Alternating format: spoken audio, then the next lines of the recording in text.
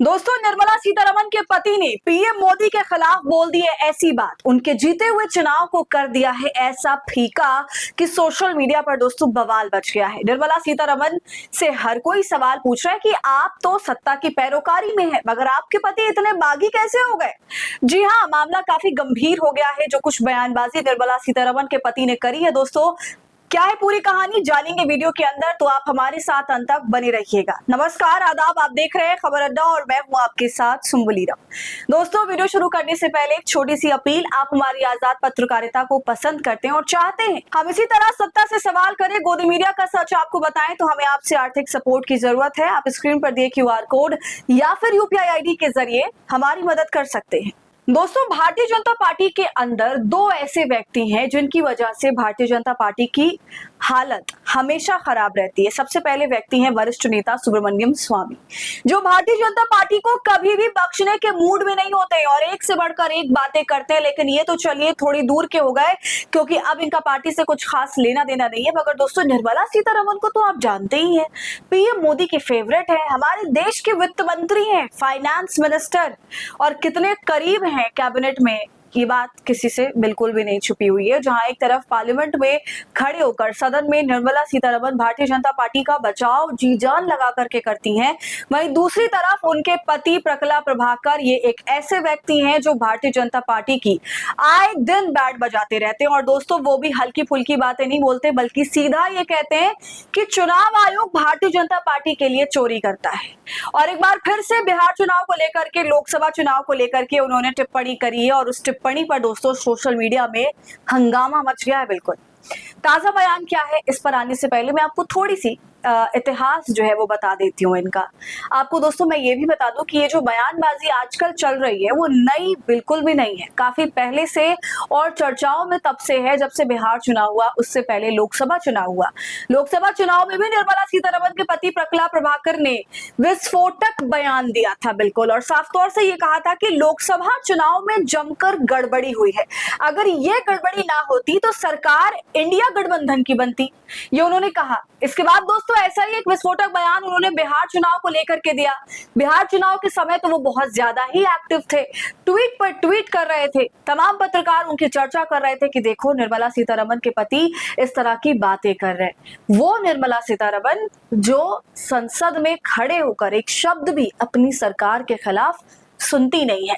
और आज का क्या माहौल है दोस्तों, आप तो जानते हैं, रुपया हमारा बद से बदतर हालात में 95 रुपए पहुंचा हुआ है $1 के मुकाबले। लेकिन निर्मला जी क्या कहती हुई पाई जा रही है कि नहीं, रुपये की हालत बिल्कुल सही है। इसके बाद वो तमाम छोटे छोटे मुल्कों के एग्जाम्पल देने लग जाती है कि आप इनकी करेंसी देख लीजिए, उनकी करेंसी देख लीजिए। ये तो हालत है निर्मला सीतारमण की। ऐसे में आप क्या उम्मीद करते हैं कि जब परिवार के अंदर एक व्यक्ति की ये विचारधारा है और वो इस पार्टी के साथ जुड़ी हुई है, तो जाहिर सी बात है बाकी सदस्य भी बाकियों को छोड़ करके कम से कम जो पति है वो तो इसी विचारधारा के होंगे। लेकिन नहीं, निर्मला सीतारमण के पति प्रभाकर जी की विचारधारा बिल्कुल अलग है। वो तो भारतीय जनता पार्टी का जमकर विरोध करते हैं और इस पर जब निर्मला सीतारमण से सवाल पूछे जाते हैं तो जवाब के नाम पर उनके पास कुछ भी नहीं होता है। दोस्तों, बिहार चुनाव जब पीएम मोदी जीत गए, नीतीश कुमार दोबारा से मुख्यमंत्री बन गए, गठबंधन की सरकार वहां पर आ गई, तब साफ तौर से प्रकला प्रभाकर ने यह कहा कि चुनाव आयोग ने बिहार में उतने वोट गिन लिए जितने वोट पड़े भी नहीं थे। बताइए दोस्तों, इस तरह की बात उन्होंने कही और चुनाव आयोग पर सीधा हमला किया और साफ तौर से कहा कि जितना मतदान ही नहीं हुआ है उससे ज्यादा तो आपकी काउंटिंग हो गई है। बात वही हो गई कि 100 से 150 नंबर आना, 100 में से 150 नंबर आना।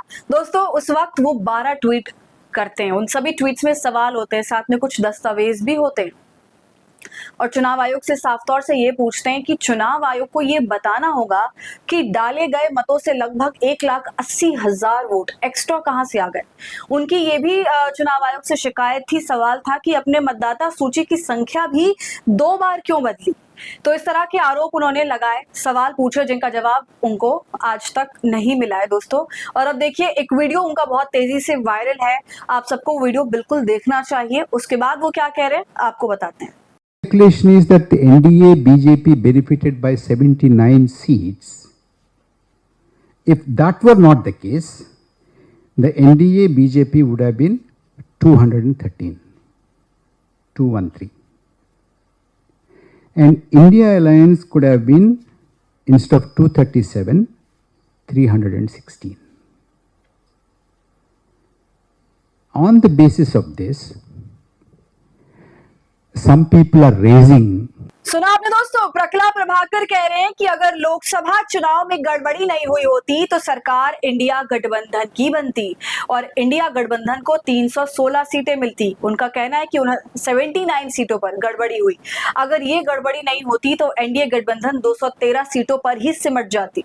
दोस्तों, लोकसभा चुनाव में 400 पार का नारा लग रहा था, वो तो वैसे भी पूरा नहीं हो पाया। बैसाखी की सरकार थी, हम सभी जानते हैं, लेकिन प्रकला प्रभाकर कह रहे हैं कि इतनी सारी सीटों पर गड़बड़ी हुई है जिसके चलते वो बहुमत में आए हैं और अगर ऐसा नहीं होता तो 200 कुछ सीटों पर ही सिमट जाते और जीत इंडिया गठबंधन की होती 316 सीटों की बहुमत से। दोस्तों, प्रकला प्रभाकर एक अर्थशास्त्री हैं, यानी कि इकोनॉमिस्ट है और वो लगातार ऐसी बातें करते हैं, मुद्दे उठाते हैं, आजाद नागरिक हैं, जाहिर सी बात है, जबकि उन्हें मालूम है कि उनकी पत्नी एक कद्दावर नेता है और उनके इस तरह के बयानों से उनकी छवि पर बहुत बड़ा असर पड़ेगा और पड़ भी रहा है। लेकिन वो शांत नहीं है, सवाल उठाते रहते हैं। चुनाव आयोग के खिलाफ विपक्ष को एकजुट होने के लिए भी वो कई बार कह चुके हैं।